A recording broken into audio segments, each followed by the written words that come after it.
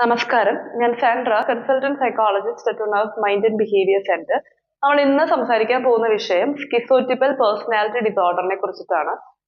എന്താണ് പേഴ്സണാലിറ്റി? ഒരു വ്യക്തിയുടെ തോട്ട്സ്, ഫീലിങ്സ്, ബിഹേവിയർ ഇതെല്ലാം കൂടി കൂടുന്ന ഒന്നാണ് പേഴ്സണാലിറ്റി എന്ന് പറഞ്ഞാൽ. The way A person think, the way they feel and the way they behave, ഇത് മൂന്നും കൂടി ഉള്ളൊരു കോമ്പിനേഷൻ ആണ് ഒരു വ്യക്തിയുടെ പേഴ്സണാലിറ്റി എന്ന് പറഞ്ഞാൽ.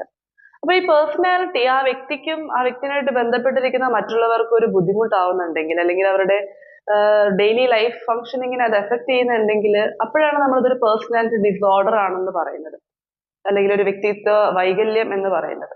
അപ്പൊ ഈ പേഴ്സണാലിറ്റി ഡിസോർഡേഴ്സിനെ നമ്മൾ മൂന്ന് ഗ്രൂപ്പ്സ് ആയിട്ട് കാറ്റഗറൈസ് ചെയ്തിട്ടുണ്ട്. Cluster A, cluster B and cluster C.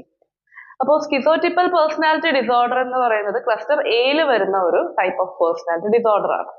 So ഇതില് ഈ വ്യക്തിക്ക് വളരെ ഓഡ് ആയിട്ടുള്ള, അല്ലെങ്കിൽ എക്സെൻട്രിക് ഓർ അൺയൂഷ്വൽ, നമ്മൾ ഈ സ്ട്രേഞ്ച് എന്നൊക്കെ പറയും, സ്ട്രേഞ്ച് ആയിട്ടുള്ള രീതിയിലുള്ള ഒരു thought patterns, perceptions, the way they see people or the way they see the world, even when they speak, അവരുടെ സ്പീച്ചിലും and even when they behave, അവരുടെ പെരുമാറ്റ രീതികളിലും ഈ ഒരു അൺയൂഷ്വൽ ആയിട്ടുള്ള, വളരെ ഓഡ് ആയിട്ടുള്ള ഒരു സ്റ്റൈല് നമുക്ക് കാണാൻ സാധിക്കും.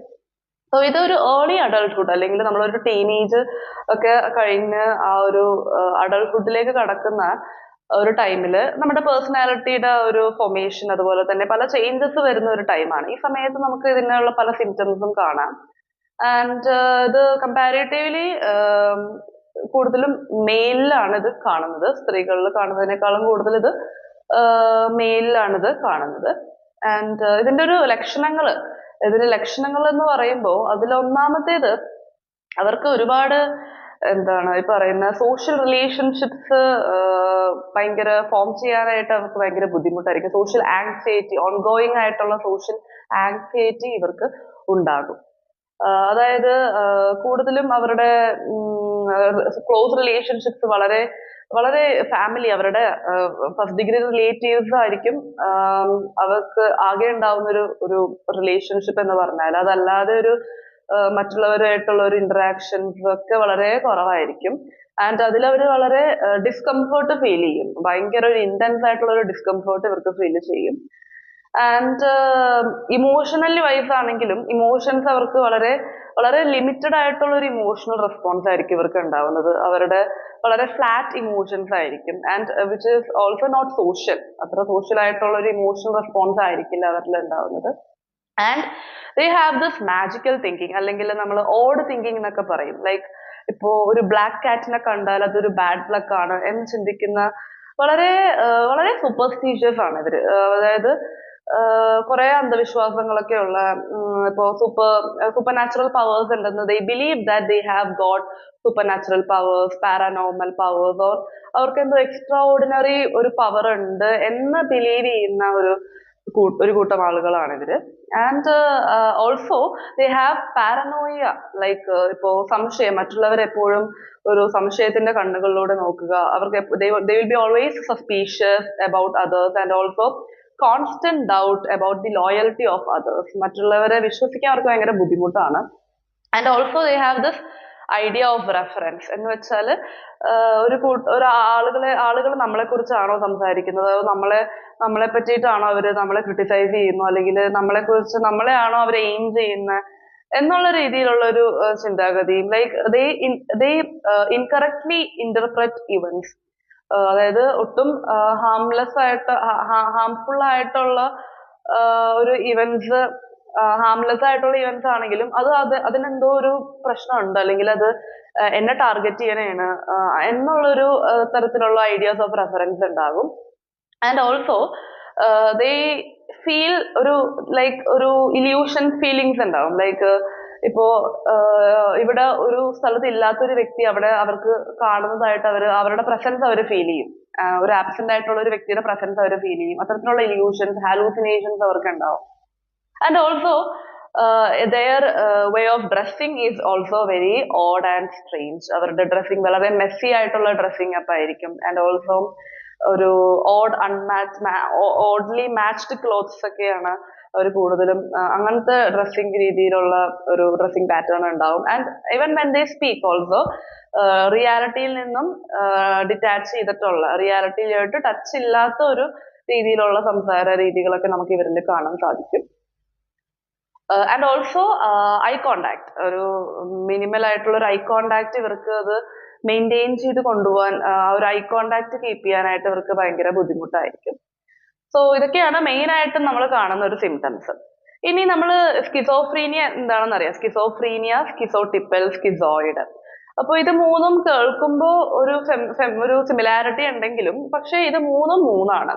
അതില് ഇപ്പൊ സ്കിസോഫ്രീനിയ ആൻഡ് സ്കിസോട്ടിപ്പലിന്റെ ഡിഫറൻസസ് പറയാം. ഒന്ന്, സ്കിസോഫ്രീനിയയിൽ നമുക്ക് ഹാലൂസിനേഷൻ ഉണ്ടാവും, ഒരു സൈക്കോസിസ് ആയിട്ടുള്ള ഒരു രീതിയാണ്. അപ്പം കൂടുതലും ഡെലൂഷൻസ് ഉണ്ടാവും. റിയാലിറ്റി ആയിട്ടുള്ള ഒരു ടച്ച് സ്കിസോഫ്രീനിയ ഉള്ള വ്യക്തിക്ക് ഉണ്ടാവില്ല. പക്ഷെ സ്കിസോട്ടിപ്പൽ പേഴ്സണാലിറ്റി ഡിസോർഡറിൽ അവരില് കൂടുതലും ഈ പറയുന്ന സൈക്കോട്ടിക് ബൗട്ട്സ് ഉണ്ടാവും. അതായത് സൈക്കോട്ടിക് ആയിട്ടുള്ള എപ്പിസോഡ്സ് ഉണ്ടാവും, ഡെലൂഷൻസ്, ഹലൂസിനേഷൻസ് ഒക്കെ ഉണ്ടാവും. പക്ഷെ സ്കിസോഫ്രീനിയയിൽ ഉള്ള അത്രയും ഇന്റൻസോ അല്ലെങ്കിൽ വളരെ ലോങ് ആയിട്ടുള്ള ഒരു പെർസിസ്റ്റ് ചെയ്യുന്ന ഒരു ഇത് ഒന്നല്ല. വളരെ മൈൽഡ് ആയിട്ടായിരിക്കും STPD, അതായത് സ്കിസോട്ടിപ്പൽ പേഴ്സണാലിറ്റി ഡിസോർഡറിൽ കാണാൻ പറ്റുന്നത്.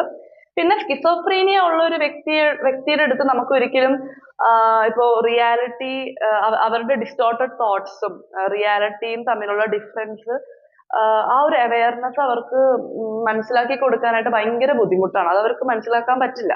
പക്ഷെ STPD, അതായത് ഈ ഒരു സ്കിസോട്ടിപ്പൽ പേഴ്സണാലിറ്റി ഡിസോർഡർ ഉള്ളവർക്ക് we can give that awareness, or we can make them aware about the difference between their distorted ideas and the reality. ആ ഒരു ഡിഫറൻസ് നമുക്ക് ആ ഒരു ഇൻസൈറ്റ് അവരിലേക്ക് എത്തിക്കാൻ പറ്റും എന്നുള്ളതാണ് ഒരു കീ ഡിഫറൻസ് എന്ന് പറഞ്ഞാൽ. And coming to schizoid and schizotypal. സ്കിസോയിഡില് ശരിക്കും സോഷ്യൽ ഡിറ്റാച്ച്മെന്റ് ആണ്, അല്ലെങ്കിൽ സോഷ്യൽ റിലേഷൻഷിപ്സിൽ ഉണ്ടാവുന്ന ഒരു എന്താ പറയാ ഒരു ലാക്ക് ഓഫ് ഇൻട്രസ്റ്റ് ഒക്കെയാണ്. പക്ഷെ സ്കിസോട്ടിപ്പലില് there is no such lack of interest ഒന്നുമല്ല. They interact with people, but at the same time they have this huge and intense discomfort ഉണ്ടാവും. അവർക്ക് വളരെ ഒരു അൺകംഫർട്ടബിൾ ആയിട്ടുള്ള ഒരു ടൈം ആയിരിക്കും when they interact or when they talk with people. So ഇതാണ് ഒരു മെയിൻ ഡിഫറൻസ് ബിറ്റ്വീൻ ഈ സ്കിസോയിഡും സ്കിസോഫ്രീനിയും തമ്മിൽ, സ്കിസോട്ടിപ്പൽ ഒക്കെ ആയിട്ടുള്ള ഡിഫറൻസസ് ഇതൊക്കെയാണ്. പിന്നെ കമ്മിങ് ടു കോസസ് എന്ന് പറയുമ്പോൾ അതിൽ ഒന്ന് ജനറ്റിക് ഫാക്ടേഴ്സ് ഉണ്ടാവും. ജനറ്റിക് പ്രീഡിസ്പോസിഷൻ, ലൈക്ക് ഫാമിലിയിൽ ആർക്കെങ്കിലും സ്കിസോഫ്രീനിയോ അല്ലെങ്കിൽ സ്കിസോട്ടിപ്പൽ പേഴ്സണാലിറ്റി ഡിസോർഡർ ഉണ്ടെങ്കിൽ ഇത് വരാം. അതല്ലാതെ ഉള്ള ജനറ്റിക് മ്യൂട്ടേഷൻസ് കാരണം വരാം.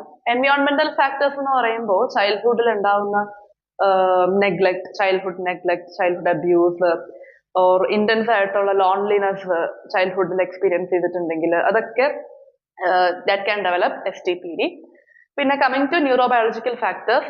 ബയോളജിക്കൽ ഫാക്ടേഴ്സ് എന്ന് പറയുമ്പോൾ മെയിൻലി നമ്മുടെ ബ്രെയിൻ റീജിയൻസിൽ ഉണ്ടാവുന്ന അബ്നോർമാലിറ്റീസ്, അമിഗ്ഡാല, ഹിപ്പോകാമ്പസ് പോലെയുള്ള റീജിയൻസിൽ ഉണ്ടാവുന്ന, പ്രിഫ്രണ്ടൽ കോർട്ടെക്സിൽ ഉണ്ടാവുന്ന അബ്നോർമാലിറ്റീസ് ഇതിനൊരു കാരണമാകാം. ആൻഡ് ഓൾസോ ചില ന്യൂറോ ട്രാൻസ്മിറ്റേഴ്സിന്റെ ഇംബാലൻസസ് ലൈക്ക് സെറോട്ടോണിൻ, ഡോപ്പമൈൻ്റെ ഒക്കെ ബ്രെയിനിൽ ഉണ്ടാവുന്ന അതിന്റെ ആ കെമിക്കൽസിന്റെ ഇംബാലൻസസ് കാരണം ഇത് ഉണ്ടാകാം.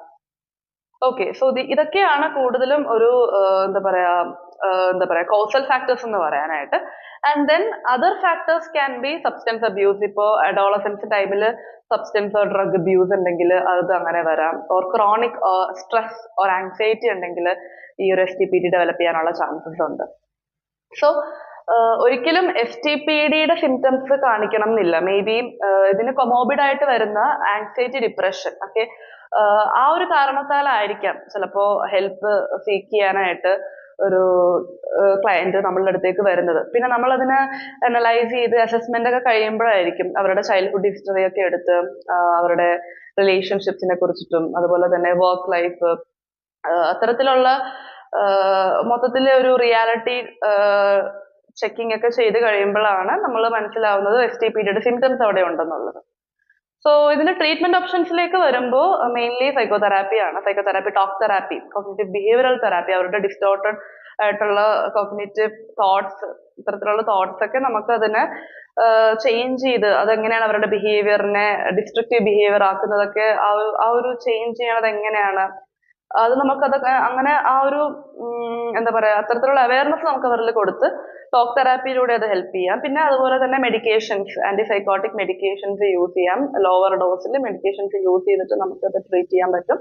ആൻഡ് ഓൾസോ ഗ്രൂപ്പ് തെറാപ്പി, അതായത് ഇത്തരത്തിലുള്ള പ്രോബ്ലംസ് ഉള്ള വ്യക്തികളുമായിട്ട് സൈക്കോളജിസ്റ്റ് ഇരുന്നിട്ട് ആ പ്രോബ്ലംസ് അഡ്രസ് ചെയ്ത് അതെങ്ങനെ കോപ്പ് ചെയ്യാം, അതിനോടൊപ്പം തന്നെ അവർക്ക് അവിടെ സോഷ്യൽ സ്കിൽസും ഡെവലപ്പ് ചെയ്യാനായിട്ട് അവരെ ഹെൽപ്പ് ചെയ്യും എന്നുള്ളതാണ്. സോ ഇങ്ങനെയുള്ള ബുദ്ധിമുട്ടുകൾ നിങ്ങൾക്കോ അല്ലെങ്കിൽ മറ്റുള്ളവർ നിങ്ങളുടെ ഫാമിലിയിലോ ഫ്രണ്ട്സിലോ ആർക്കെങ്കിലും പാർട്ട്നേഴ്സിലോ ഒക്കെ കാണുവാണെന്നുണ്ടെങ്കിൽ ഡെഫിനറ്റ് ആയിട്ടും ഒരു സൈക്കോളജിസ്റ്റിന്റെയോ ഒരു സൈക്കാട്രിസ്റ്റിന്റെയോ ഹെൽപ്പ് സീക്ക് ചെയ്യേണ്ടതാണ്. Thank you.